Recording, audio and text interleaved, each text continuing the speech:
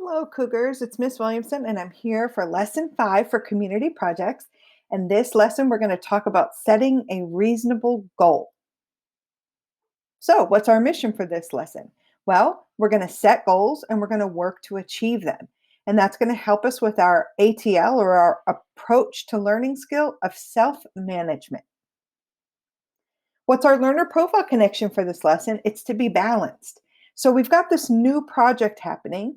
How do we balance this new thing we have to do with the classes that we already have? So let's read the definition of balanced and think about how we can make sure we stay balanced while we work.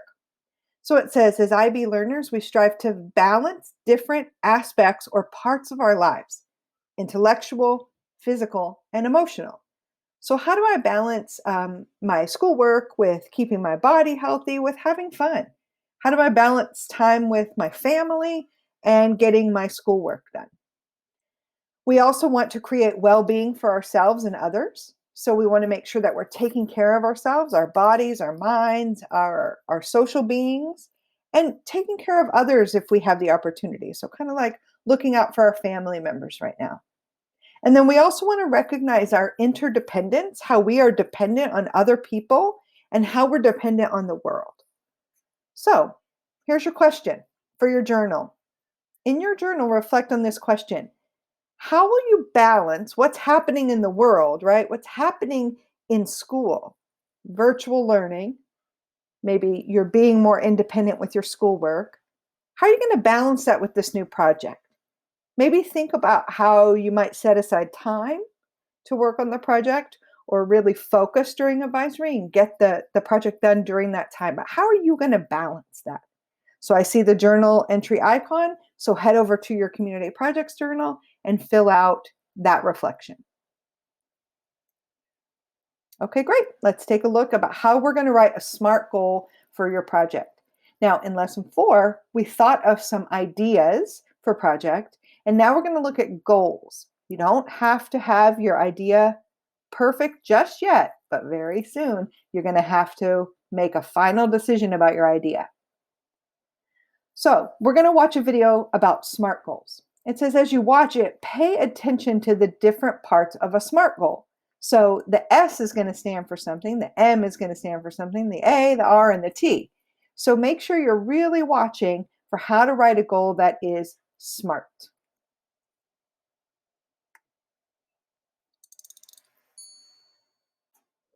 Goal setting is a powerful tool in increasing productivity. In fact, setting goals can increase your productivity by 11 to 25%.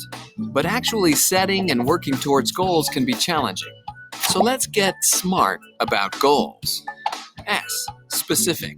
Ask yourself what you want to accomplish. And most importantly, why?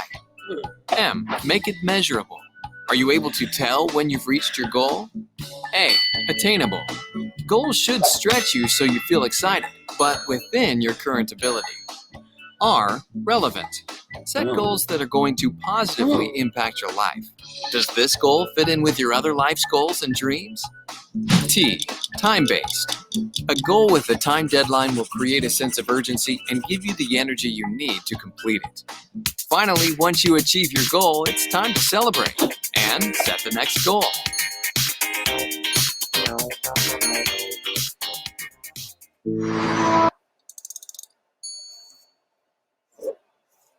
All right, so how do you do that? How do you write a goal that's reasonable?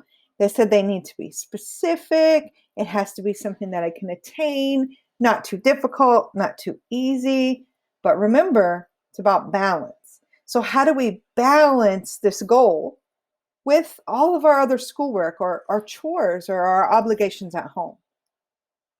Let's take a look at some example goals. So maybe my idea last time, one of my bubbles was I was worried about work, schoolwork. So maybe I want to help other people who are also struggling with their homework or their schoolwork. I could research study tips. I could interview some teachers, find out what ideas they could offer me, and I could share my findings on the 8th grade Schoology group. That could be my project. Now my community would be the students, and my goal is to help them with their homework. Maybe I want to help someone in my house. We talked about that that's okay. Remember, I could do direct service as long as the person lives at my house. Now, I actually got this idea because I have kids at home, a first and a fourth grader, and they have their math class and they have their English class, but what they don't have is PE. So I was thinking, well, how could that be a project? So a goal a kid could have would be, I want to help my little brother get some exercise since he doesn't have PE right now.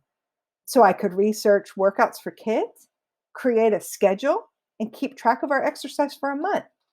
Now, who am I helping? My brother. What's the goal? To help him get more exercise and be more healthy.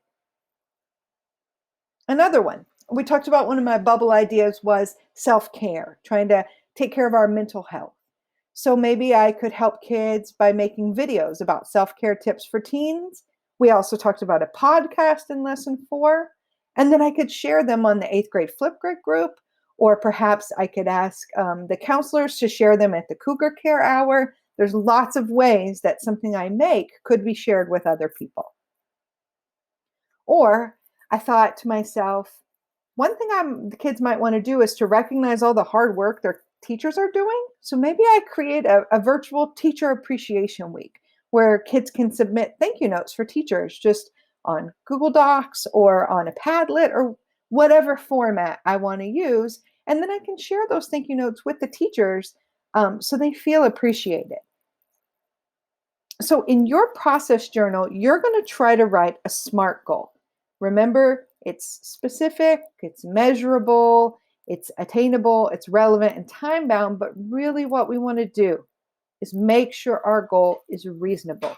Is this something I can actually get done in my advisory class this year? So go ahead and pause the video, head over to your journal, and try writing your SMART goal.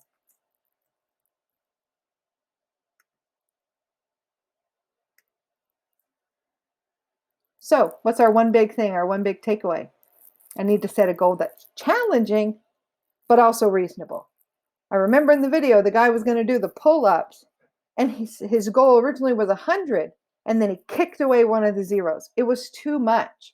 It was not reasonable for him to do 100, so he kicked away a zero, and he's going to do 10 instead.